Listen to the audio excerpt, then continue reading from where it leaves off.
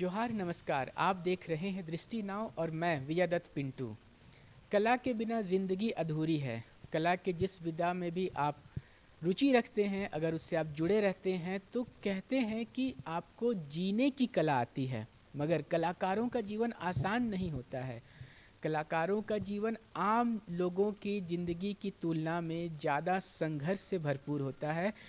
और अपनी कला के जीवन को जीते हुए वो किन संघर्षों का सामना करते हैं, वो कहानी कहीं पीछे रह जाती है और सामने दिखता है उनका वो चेहरा जो वो अपने कला की प्रस्तुति के द्वारा जो लोकप्रियता हासिल करते हैं। दर्शकों, आज एक ऐसी ही कहानी को जीने वाली एक शख्सियत से आपको रूबरू कराएंगे। एक बाल कलाकार से, हमारे और आपकी तरह ही एक मध्यम वर्गीय परिवार से ताल्लुक़ रखने वाली एक महिला, जो आगे जा कर के अपना नाम और मुकाम तो बनाती ही हैं, साथ ही वो उच्च शिक्षा प्राप्त करती हैं और उसके बाद फिर वो आती हैं कला के क्षेत्र में। क्या कुछ उनका उपलब्धि रही है, क्या कुछ उनका व्यक्तित्व रहा है, आइए सीधे उन्हीं से जानते हैं। हमारे साथ बात करने के लिए बंगाल के कोलकाता शहर की हिना कौसर जी हैं। हिना जी, बहुत बहुत स्वागत है आपका। बताइए हमारे दर्शकों को कि आपकी सफ़र की इस कला के क्षेत्र में शुरुआत कैसे हुई। सबसे पहले आपको बहुत बहुत धन्यवाद, दिल से शुक्रिया कि आपने मुझे मौका दिया अपनी बात रखने के लिए।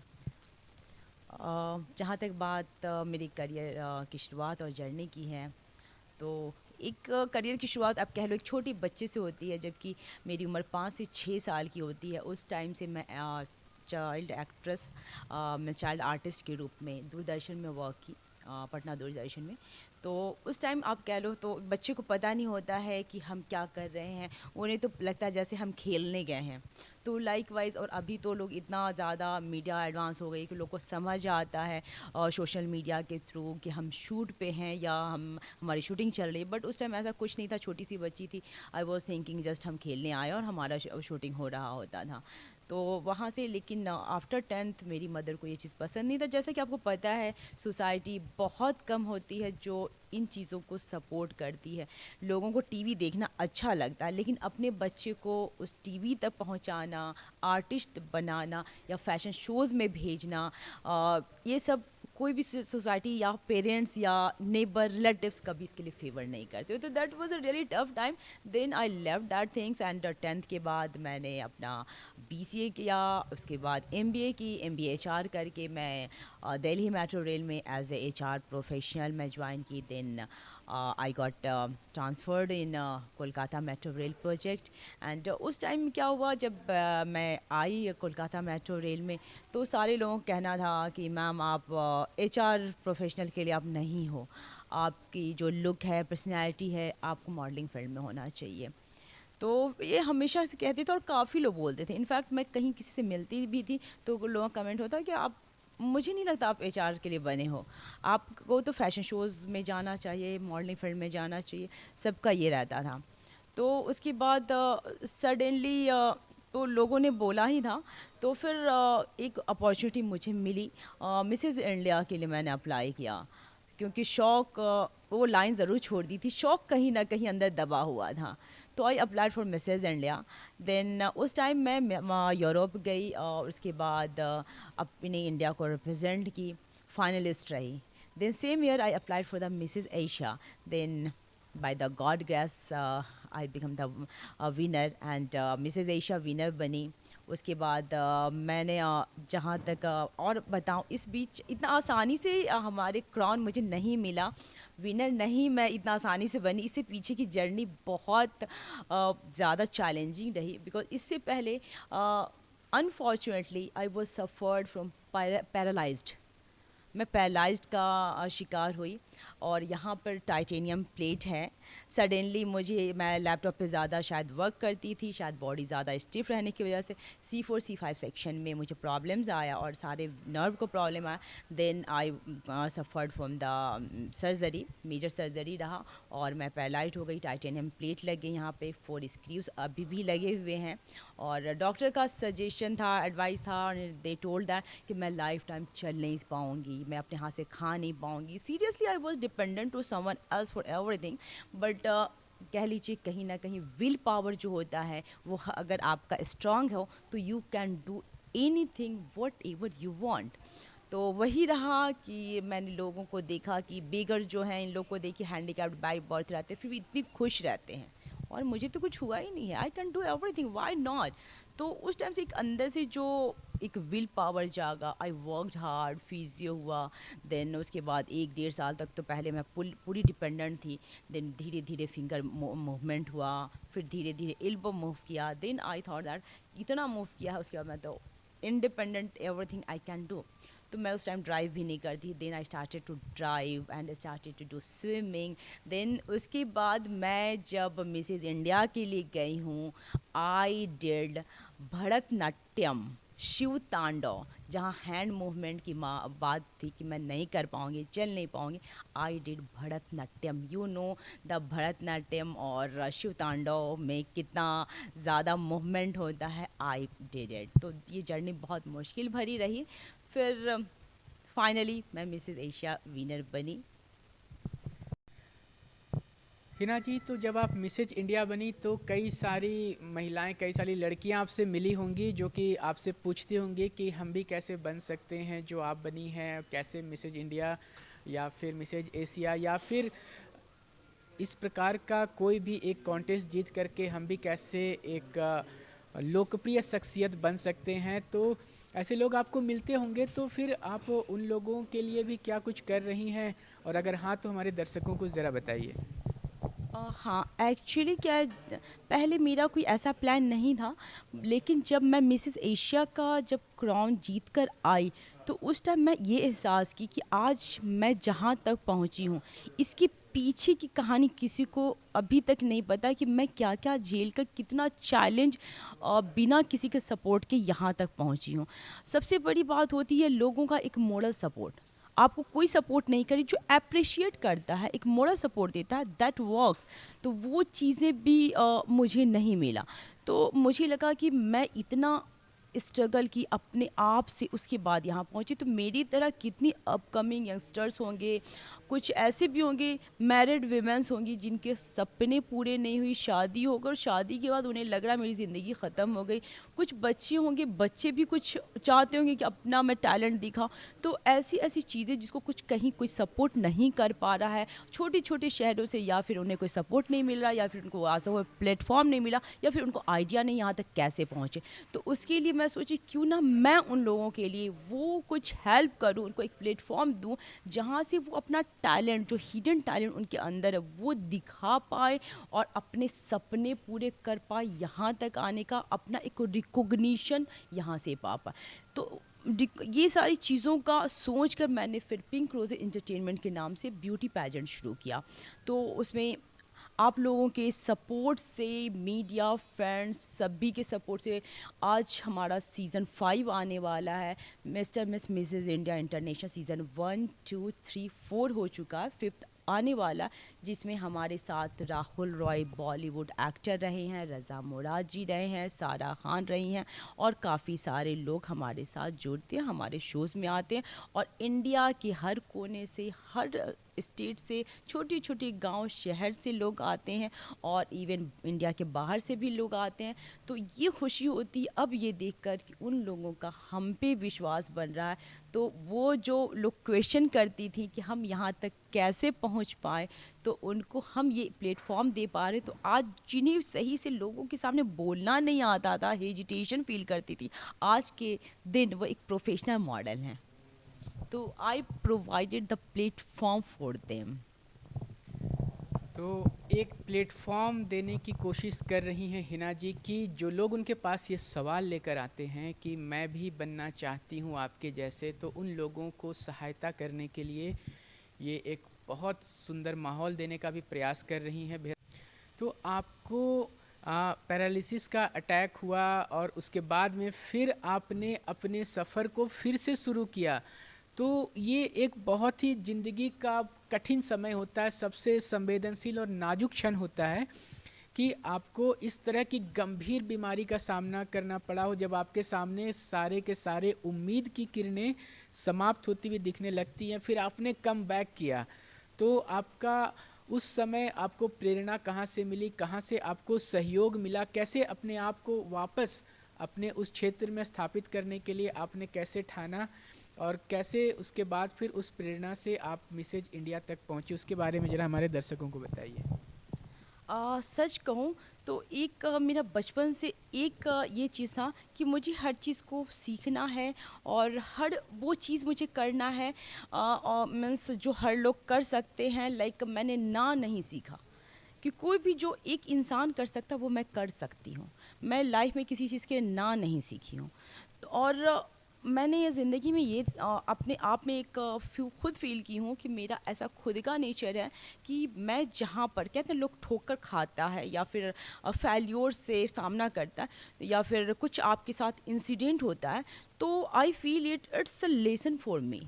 जहाँ पे आप गिरते हो तो अगला कदम जो बढ़ाते हो तो और स्ट्रांगली आप बढ़ाओगे, क्योंकि अभी आपको ठोकर खा, आपको चोट लगी है कदम में, तो आप सेफली आगे बढ़ोगे। अगर बाई चांस दूसरे कदम पे भी हल्का लड़खड़ाए तो तीसरा कदम जब उठाओगे तो और मजबूती के साथ उठाओगे। पीछे नहीं लौटना है कि ठोकर लग गया तो you have to come back, no. तो वो मेरी लाइफ में हमेशा से वो कॉन्सेप्ट रहा है कि आप अगर आगे बढ़ते हो, कहीं आप लड़खड़ाते हो या परेशानी का सामना करना पड़ता है, तो बी स्ट्रांग और स्ट्रांगली फेस करो नेक्स्ट स्टेप।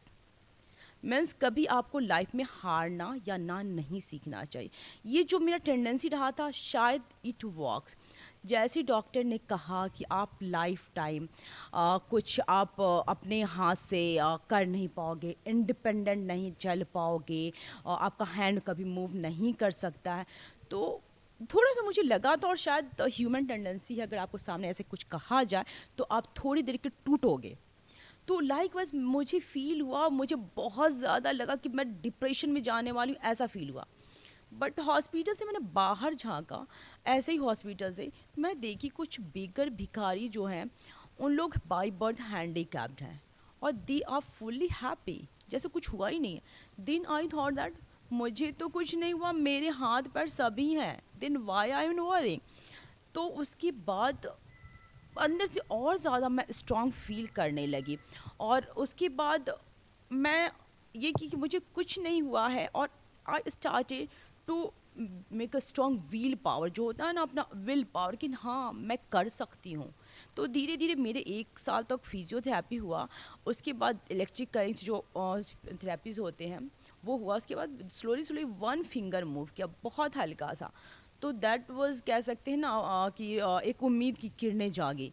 आज उंगली मूव किया है, कल को पूरा हैंड मूव करेगा, लाइक वाइज धीरे धीरे दूर यहाँ एल्बो मूव किया, और आज भी 75% ही हैंड वर्क करता है। Nobody can notice that कि मेरा इतना हैंड वर्क नहीं करता है, but I do everything, I drive, swimming and everything. आप कुछ भी कर लो, मैं किसी को नोटिस नहीं होने देती हूँ कि मुझे प्रॉब्लम है। इवन जब मैं मिसेज इंडिया के लिए यूरोप गई थी, that time also I did not mention that I suffered from the paralysis and what's the problem I have, I did it। तो मैं सबको ये कहना चाहती हूँ, बहुत सारे लोग छोटी छोटी चीज़ों में परेशान हो जाते हैं। तो देखिए क्या है, परेशानी आपको स्ट्रांग बनाता है, परेशानी से टूटना नहीं होता है। तो ये चीज़ें जो थी मुझे आगे बढ़ने में सहयोग किया, और आज के डेट में मैं फ़ील करती हूँ कि शायद वो परेशानी मेरी लाइफ में नहीं आती तो मैं आज तक यहाँ नहीं बढ़ पाती, नहीं पहुँच पाती। वो मेरा एक लेडर का काम किया, वो सीढ़ी का काम किया, वो मुझे आगे बढ़ने में अंदर से इतना स्ट्रेंथ पैदा किया, ऐसा चैलेंज लेकर मैं उसे चली कि आज के डेट में मैं यहाँ तक पहुँच पाई। अपने आप में आप प्रेरणा स्रोत हैं कि पैरालाइज्ड रहीं 70%। जी हाँ दर्शकों, आपने सुना ही ना कौसर जी से कि मात्र 70% इनका हैंड वर्क कर रहा था, बावजूद उसके अपने साहस के बदौलत इन्होंने मिसेज इंडिया का, फिर मिसेज एशिया का कंटेस्ट में जो पार्टिसिपेट किया, भाग लिया, और उसके बाद में इन्होंने मिसेज एशिया का खिताब जीता। आपने यूँ तो अपने बातों में बता ही दिया है कि अपने दिक्कतों से लड़ते हुए उसी को अपना प्रेरणा स्रोत बना लिया। बावजूद उसके मैं एक बार आपसे फिर से पूछना चाहूँगा कि जो नए इस क्षेत्र में, जैसे कि आपके और हमारे जैसे जब मध्यम वर्गीय परिवार से ताल्लुकात रखने वाले लोग इस तरह से सफल होकर के सामने आते हैं, तो कई लोग प्रेरणा पा करके इस क्षेत्र में अपना नाम बनाना चाहते हैं, इस क्षेत्र में आकर के कुछ करके दिखाना चाहते हैं। तो वैसे जो न्यू कमर्स हैं उनको आप क्या संदेश देना चाहेंगे? हाँ, ये सबसे पहले मैं सीरियसली सबको बताना चाहूँगी न्यू कमर्स को, क्योंकि जब न्यू कमर्स होते हैं उनके ख्वाब बहुत ऊंचे होते हैं और तुरंत एक्सपेक्ट करते हैं कि मुझे वो ख्वाब पूरे हो जाने हैं, और तुरंत अगर वो नहीं मिलता है, वो अचीव नहीं कर पाते हैं, तो कहीं ना कहीं निगेटिविटी का सामना करना पड़ता है। उसे वो बैक लेना चाहते हैं कि नहीं, मैं ये नहीं कर सकता, मैं नहीं कर सकती। तो उन लोगों को मैं कहना चाहूँगी कि कभी भी लाइफ में आप हारना मत सीखो। You can do. जो आपने ख्वाब देखा है, जो आपने ड्रीम देखा, जो सपने देखे हैं, आप पूरा कर सकते हो। लेकिन उसे तहे दिल से वो सपना देखिए, खुले आंखों से देखिए, और बिलीव मी, आप वो कर सकते हो। गॉड ने हमें जो बनाया है एक यूनिक क्वालिटी के साथ बनाया है। Every one has their own quality, just you have to feel, you have to realise what quality you have. So आप अपने सपने को साकार कर सकते हैं, लेकिन आपको सबसे पहले अपने आप में विश्वास जगाना है कि आप कर सकते हो। ना का आपको सामना नहीं करना, आपको ना के बारे में सोचना ही नहीं। और ये भी कहूँगी पेरेंट्स को भी कि पेरेंट्स जैसे बच्चों को, आप अपने बच्चों को समझें कि बच्चे क्या चाहते हैं, और डेफिनेटली अगर बच्चे के ख्वाब पॉजिटिव डायरेक्शन में है तो डेफिनेटली आप उसे सपोर्ट कीजिए। और जहाँ तक बात है एक जनरेशन गैप का, पेरेंट्स की थिंकिंग और बच्चों की थिंकिंग में एक जनरेशन गैप आता है, तो वहाँ पे थोड़ा प्रॉब्लम होता है, हम भी समझ सकते हैं, क्योंकि हम हमारे पेरेंट्स का एक जनरेशन गैप, उसमें आप कुछ नहीं कर सकते। वो अपनी जगह सही हैं, बच्चे अपनी जगह सही हैं। तो उस टाइम एक म्यूचुअल अंडरस्टैंडिंग के साथ आपको रास्ते बनाने होते हैं। तो बच्चों को कहूँगी, पेरेंट्स को आप साथ लेकर, पेरेंट्स के सपोर्ट के साथ आप अपना सपना पूरा कीजिए, हारना मत सीखिए, और कामयाबी आपके कदम चूमेगी। आपने जिक्र किया कि जनरेशन गैप सभी को सामना करना पड़ता है। हम सभी जानते हैं कि जब भी बच्चे अपनी ज़िंदगी में अपनी पसंद से मुकाम बनाना चाहते हैं, तो कहीं ना कहीं परिवार के साथ में उनको इस बात को लेकर समझाना पड़ता है, कभी कभी किसी किसी माहौल में ज़रा संघर्ष भी करना पड़ता है। तो चलते चलते हिना जी आपसे जानना चाहेंगे कि आपको पारिवारिक सहयोग कैसा मिला? परिवार का वो कौन सा सदस्य था जो आपके साथ कठिन से कठिन घड़ी में साथ रहा और उसने आपको कैसे प्रोत्साहित किया? ये क्वेश्चन आपने जो पूछा है ना, बहुत इमोशनल और हार्ट टचिंग होता है, क्योंकि मेरे हर इंटरव्यू में ये क्वेश्चन पूछे जाते हैं कि आपके कौन सपोर्ट किया। तो आई एम रियली सॉरी, मुझे मेरे परमेश्वर, मेरे गॉड, मेरे ऊपर वाले के अलावा किसी का फेवर नहीं मिला, अनफॉर्चुनेटली। लेकिन देखिए, मैं किसी से कंप्लेन नहीं करती हूँ, बिकॉज ठीक है, मेरी मदर को नहीं पसंद था, इसीलिए उन्होंने सपोर्ट नहीं किया। लेकिन बीइंग अ डॉटर, एक लगता है कि हमारे सपने में अगर वो सपोर्ट करती तो हम और भी बहुत आगे जाते। लाइक जैसे मैंने आपको शुरू में मेंशन किया कि मैंने 10th के बाद छोड़ दिया था, उस टाइम मुझे बॉलीवुड से बहुत सारे ऑप्शंस आते थे, बट ड्यू टू ओनली कि मेरे मदर को पसंद नहीं है, तो आई लेफ्ट एवरी अपॉर्चुनिटी, क्योंकि मैं अपनी मदर को हर्ट नहीं करना चाहती थी। तो घर से, सोसाइटी से, लोगों से, किसी से भी सपोर्ट नहीं मिला। बट ये है कि अगर आप कहोगे कि मैं अंदर से इतनी स्ट्रांग अकेले कैसे रही, तो उसमें मेरे पापा जो बहुत स्ट्रांग विल पावर वाले थे, उनको मैं कभी घबराते भी नहीं देखी थी। कोई भी प्रॉब्लम परेशानी घर में आती, बड़ा कूल होके उस चीज़ को हैंडल करते थे। जैसे कोई परेशानी नहीं, चाहे वो दुनिया कितनी भी परेशानी आई हो, तो वो बहुत ही आराम से कूल होके उस चीज़ को टैकल करते थे। तो वो उनकी जो क्वालिटी थी, तो शायद कहीं ना कहीं वो मेरे डीएनए में था, जो कि मैं हर चीज़ को फेस करती हूँ और उस चीज़ को टैकल करके मैं पॉजिटिवली वहाँ से निकलती हूँ। और तो बस सपोर्ट नहीं मिला, but I am by the God grace यहाँ तक पहुँची। तो आज लोगों के लिए मैं एक इंस्पिरेशन बनी, और मुझे बहुत अच्छा लगता है जब अननोन लोग मुझे अलग अलग शहर से, अलग अलग स्टेट से, अलग अलग कंट्री से मेरे जुड़ते हैं, या फिर सोशल मीडिया के थ्रू या मीडिया के थ्रू मुझसे मिलना चाहते हैं और मुझे अप्रिशिएट करते हैं कि मैं आपको देखकर आज मैंने ये डिसाइड किया और आपको देखकर मैं ये करना चाहती हूँ या चाहता हूँ, आप मेरे लिए एक रोल मॉडल हो। तो ऐसे ऐसे लोगों का आता है जिसको मैं कभी उस स्टेट में नहीं गई हूँ, कभी उनसे मिली नहीं हूँ, तो ये मिलता है तो मुझे बहुत अच्छा लगता है। और तो कहिए आप लोगों का प्यार, लोगों का साथ यहाँ तक लाया, ये भी एक कहिए सपोर्ट रहा हमारे साथ बाय द गॉड गैस। तो भले माता जी ना समझ पाई हूँ हिना जी की, मगर आज हिना जी असंख्य लड़कियों का रोल मॉडल हैं और कई माँ ये सोच रही होंगी कि काश हिना मेरी बेटी होती, क्योंकि आज हिना ने वो मुकाम बनाया है अपना कि लोग ही नहीं बल्कि वो परिवार भी, उनका घर का कई सदस्य होंगे जो कि कह नहीं पाते होंगे मगर गर्व करते होंगे कि वो हिना कौसर के परिवार से हैं।